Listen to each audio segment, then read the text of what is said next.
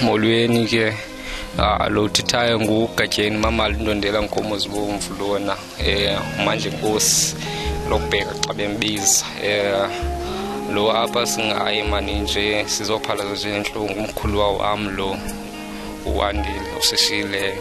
nami ndize apha kuwe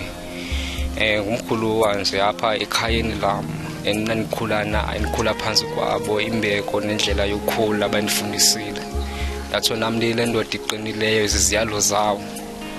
pha ndithi mani ndimna kuye alale ngoxolo akuhlanga ngehlanga nami sendiziphalaze ndonela anazo ezinye ngumuntu olungileyo kakhulu ukuthi enhliziyweni ndiqinile la ndoda asekhona abanye basendiqinisayo ndiyabulela ndilapha nje.